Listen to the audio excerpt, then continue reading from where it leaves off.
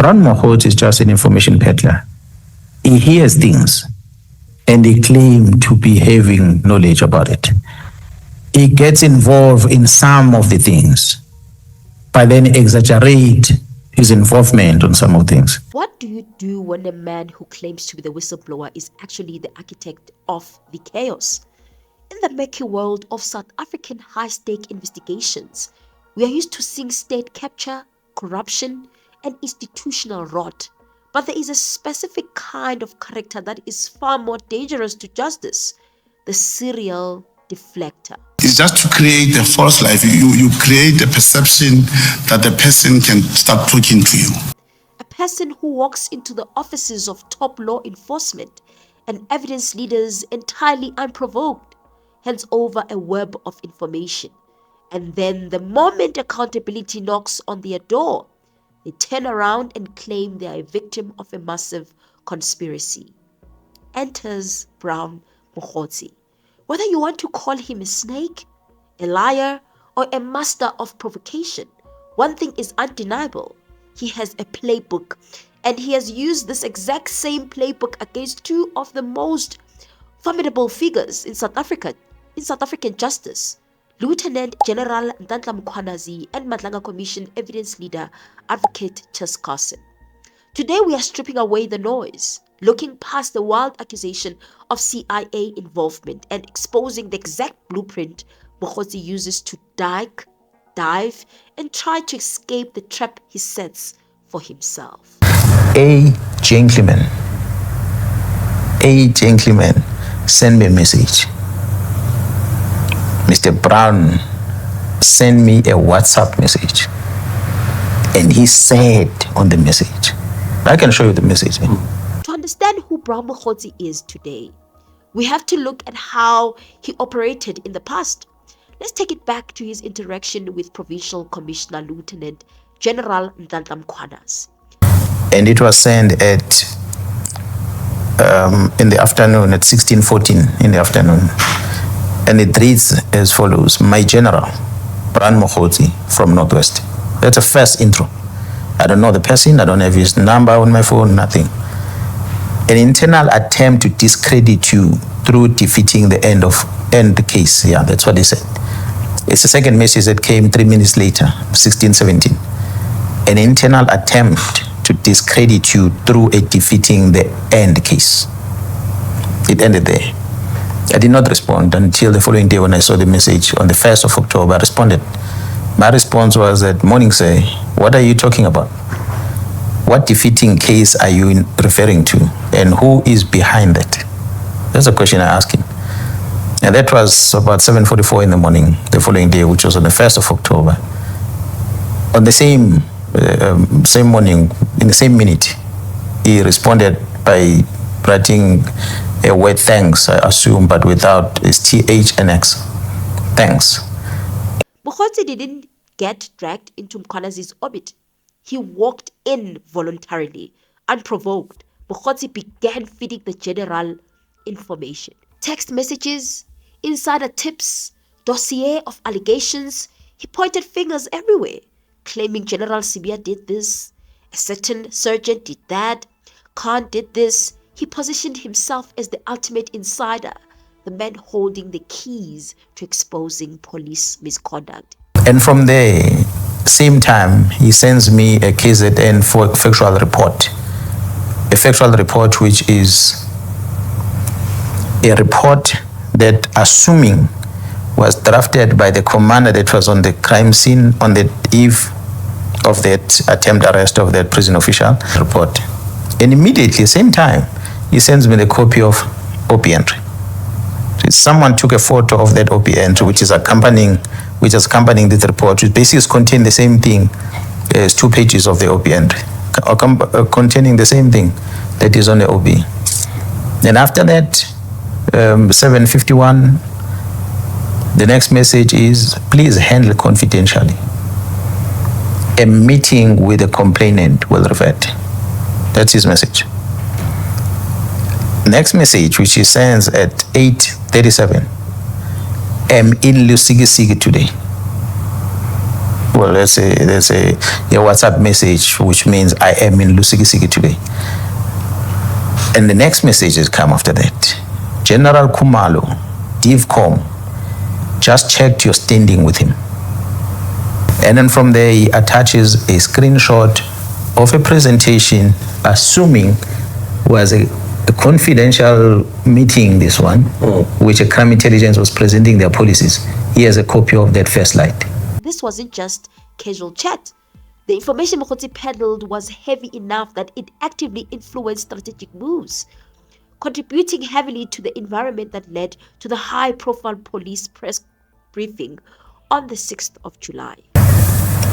And then he responded on my first message. He says, the minister is briefed. He has just arrived in Lusikisiki. General, this must be in your chest. The next message.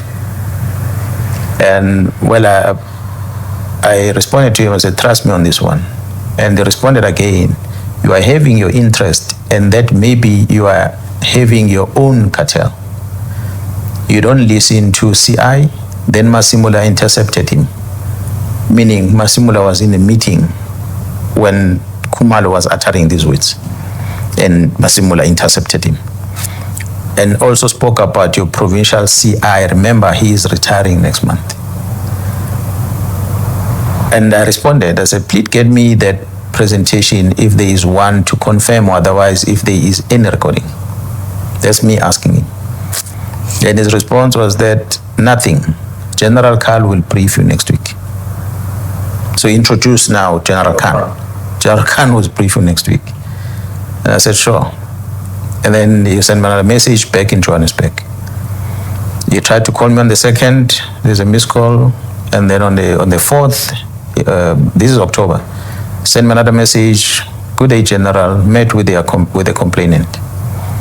And he tried to call me, I didn't answer. On the 16th, he called me, he sent me a message again, he said, good day, General, and he sent another one, he deleted it. On the 30th of October, he called again for 42 seconds, and I didn't answer his call. But here's where the script flips. When you play these games, eventually investigators start verifying your claim. And when the spotlight turned back into Mogotsi to account for the validity of these claims, the narrative completely changed. The evidence of Lieutenant General Mkhwanazi, the conclusion drawn, and the assumptions made by him regarding me cannot be, in the absence of what I have stated here in above, be criticized. I say this because Lieutenant General Mkhwanazi could not and did not know that at all relevant times I was a contact agent acting on behalf of the state with tasks, orders to investigate both Lieutenant General Mkhwanazi and Nhlanhla as aforesaid. The perception and assumptions that Lieutenant Mkhwanazi alluded to in his evidence with reference to me is exactly the outcome and the perception that I wanted to obtain and to create in order entirely to gain his trust and to get closer to him to investigate his ties with the CIA. Suddenly, General Nhlanhla Mkhwanazi wasn't the top cop receiving information. Mogotsi started weaponizing wild counterclaims. He began telling everyone who would listen that General Mkhwanazi is an angry man that operated with ulterior motives because Dumisani Khumalo was arrested. He went as far as throwing out bizarre claims that Mkhwanazi is a CIA agent. That Lieutenant General Mkhwanazi was recruited by the Central Intelligence Agency, the American one, and he actively worked for them. Think about the sheer audacity. You go to the police, you instigate the fire, and then the smoke gets in your eyes. You claim the fire chief is a foreign spy. It's absurd. But it's intentional. It means to peddle the water so thoroughly that the public forgets he was the one who started it all. I do hope that the USA as a country, independent country, and Israel take action against Brown Mogotsi for that, what she said. He withdrew it here, but I wish they take action against him because he was just thumb-sucking to create a story. That's him. And when he said at one stage he went to Kenya and did all those things, and he was part of Brown, of Thabo Bester's arrest, amongst others. It's a person that is closer to the people that are involved in doing things, but he makes it his own. Before we look at how he duplicated this exact same strategy at the Madlanga Commission, I want to take a quick second to ask you a favor.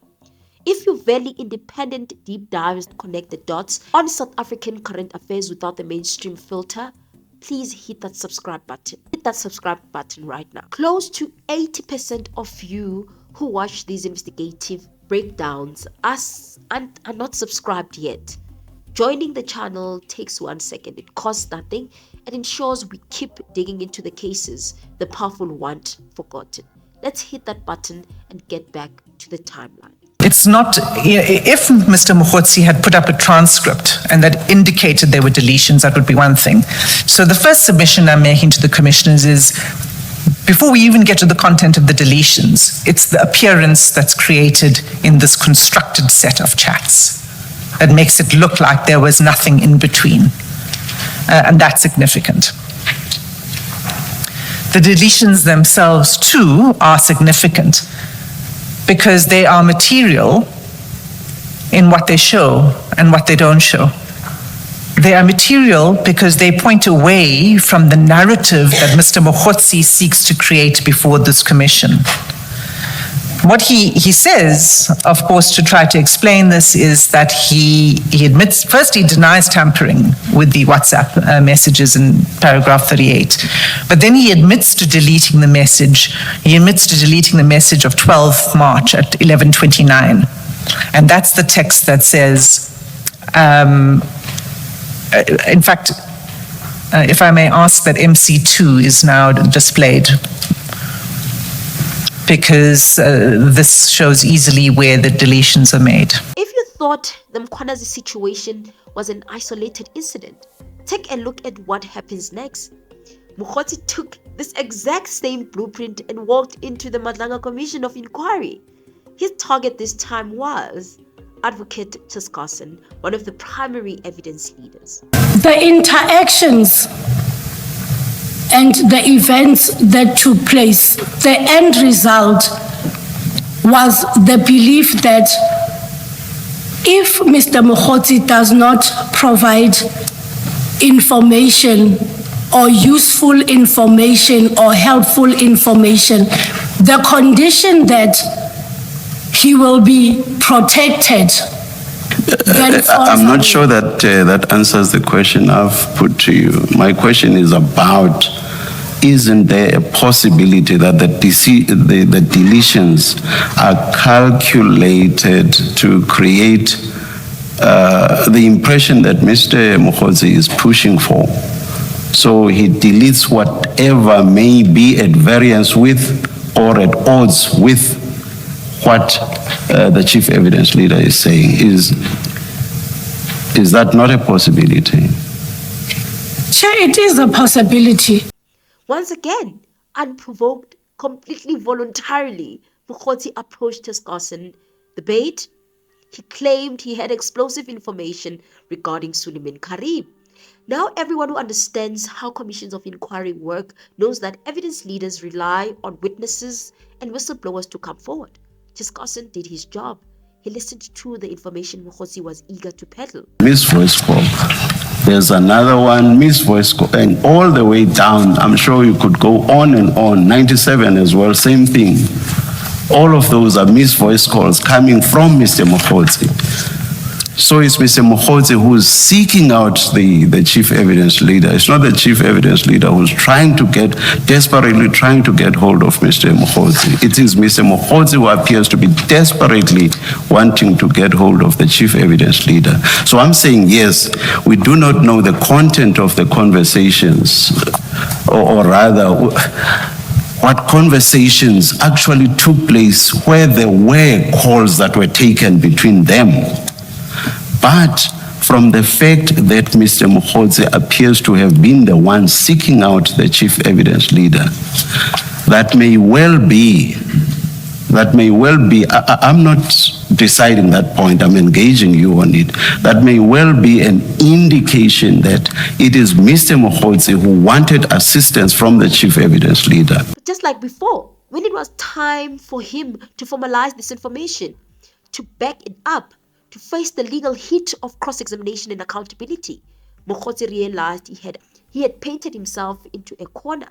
So what does he do? He copies and pastes his old strategy. He flips the scripts and changes the story entirely. Suddenly, Mogotsi is claiming that Advocate Chaskalson was the aggressor. He claimed Chaskalson came to him, begged for information, manipulated him, and promised him state protection in return for dirt on Khan, he claims. He claimed Chaskalson played with him. At 1:18 in the afternoon, and that was during the evidence of Mr. Carrim. And what was indicating was that he was, sort of reveling in the discomfort that Mr. Carrim was facing in the witness box. That he deletes, but he doesn't explain why he deleted it. He admits that he deleted the calls. And he says that he didn't regard them as relevant. So he deleted that from the screenshots, and he wished to capture what he considered to be the relevant facts. But to be clear, what he deleted was 6 calls to Mr. Chaskalson, which Mr. Chaskalson declined to answer. 3 calls on the 9th March, the day on which Mr. Carrim first began his evidence, and 3 further calls during the lunch adjournment of Mr. Carrim's testimony. He therefore doesn't merely admit to deleting, he admits to curating the WhatsApp account, the WhatsApp record rather, selecting what he considered to be relevant and presenting only part of the picture to the commission and making it appear authentic. Let's be exceptionally clear about the facts here. Advocate Chaskalson never haunted Brown Mogotsi down to extract information. Mogotsi walked through that door on his own 2 feet because he thrives on being the center of gravity in institutional conflict. Again, I'm using your language. When Mr. Mogotsi was saying, I have information for you, information that is relevant to the commission, why should the chief evidence leader not listen to Mr. Mogotsi to hear what the information is?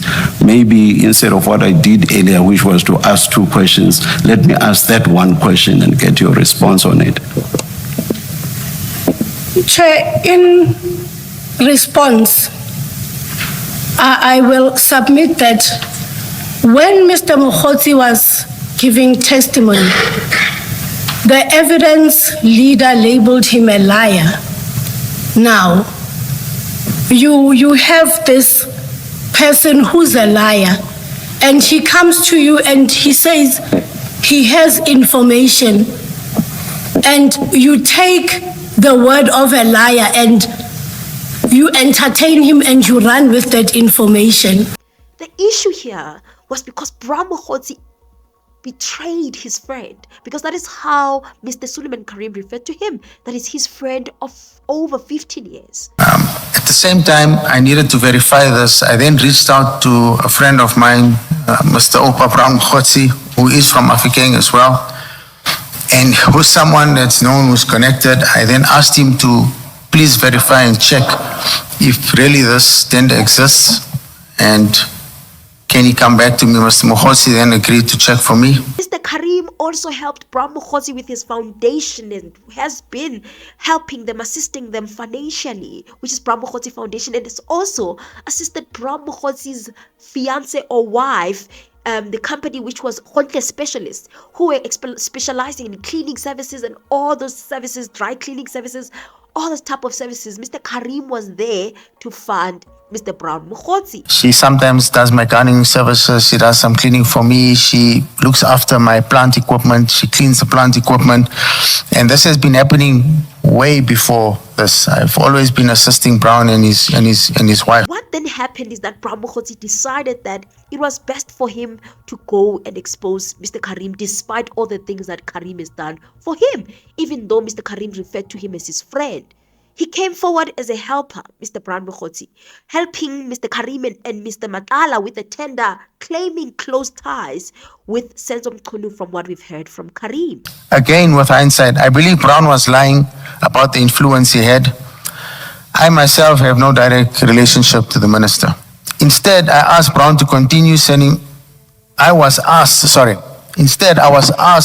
by Brown to continue sending messages to Vusi assuring him of a meeting with the minister, which I did, but nothing came of it.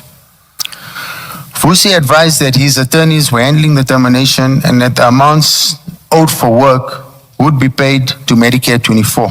Despite this, no monies was paid to me. Much later, I realized that Brown was misrepresenting his influence with the minister. I was quite upset about this because I know Brown for the last 18 years from African. And also, he played a very big role in an interdict that involved Alu Construction, one of the bidders of a tender that was awarded to another company. Then Brown Mogotsi through his foundation and Alu Construction, which happened to be owned by Mr. Hangwani Maumela, who later also is the friend of Mr. Carrim. They then joined heads to go and actually challenge that particular, so that the person does not get to be awarded the tender. A different company does not get to be awarded the tender. And who was at the center of the funding? It was Mr. Suliman Carrim. Mr. Suliman Carrim denies ever meeting with Mr. Maumela. Now, your evidence yesterday was that over the period August to October 2023, you and Mr. Maumela were busy putting together a joint venture in a chrome mining operation. You recall that? Yes. And you'd already become friends because you purchased his house the previous year in 2022. Yes. So, what you're saying to us today is that in August and September 2023, you put up funds to interdict the award of a tender to a party other than Mr. Maumela's company who had lost the tender. You successfully interdicted that, or your funds successfully contributed to the interdicting of that award. You were engaged in a joint venture with Mr. Maumela at the same time, a 50 million rand joint venture about a chrome mine. You had become friends because he had sold the house to you. But you had no idea that this interdict that you were running in the Northwest just happened to assist his company, Alu Construction, to have another attempt at winning the tender. Is that your evidence? Yes. Even though he was asked by Mr. Matala that he's supposed to pay a certain portion of money to Mr. Hangwani Maumela during the time when it was revealed that he actually borrowed Mr. Matala money for that 360 million tender as a startup capital, which Matala promised that he's going to pay back. And when Matala started paying back that particular loan, he then asked Carrim to pay Maumela, even though it is not clear if whether Matala knew that Carrim and Maumela have a relationship. But Carrim did confirm that indeed he does have a relationship with Maumela. But now Brown Mogotsi came with this new development that actually these people know each other and he has had a meeting before with them, of which it looks very probable. Because tell me, how is it possible that these two companies, the company of Brown Mogotsi and the company of Alu Construction, are all fighting for an interdict or fighting an interdict, but they don't know each other as owners? Definitely, Maumela and Brown Mogotsi have met, but the issue was now including Carrim and him snitching up on his friend. Now, did Brown ever meet with you and Mr. Maumela? No. You say no. Because after your evidence yesterday, Mr. Mogotsi called us up and said he had in fact met with you and Mr. Maumela shortly after this tender. You have no recollection of that? No. You have no recollection, or you deny that meeting happened? I did not meet with Mr. Maumela and Mr. Mogotsi. Okay. So you deny that such a meeting took Yes. place? Do you know who Alu Construction is? ALOO? No. He felt like, you know what, he wants to change the story Because what we know is that snitches get stitches. But that's the thing. One thing about Brown Mogotsi, he thrives in people fighting. He thrives in causing conflict. Hence now he wanted to remove Advocate Chaskalson, and the plan dismally failed. So you were asked what was the intention? Was to get the him. intention to create discord between the two of them because you're raising suspicion about the one. Not the to. other. Obviously, General Mkhwanazi knew Lieutenant General Khumalo for longer. He wouldn't just take a story from me in the first place and believed me. He may have told him, but it created an environment that he must ask me exactly what did he say. And indeed he asked me. When you look at these two cases side by side, the pattern is unmistakable. Step 1, you enter unprovoked as the helpful, noble informant. Then step 2, you peddle unverified or malicious information about third parties such as Dumisani Khumalo, Khan, Carrim, Maumela to gain trust or steer conflict. The authorities demand evidence, accountability, or legal testimony. Then follows what? Panic. Step 4, you launch a smear campaign against the very people you ran to for attention, accusing them of being CIA agents, being compromised, or manipulating you. It is a desperate cycle of ducking and diving. Brown Mogotsi likes starting fights, but he absolutely hates facing the consequences when the dust settles.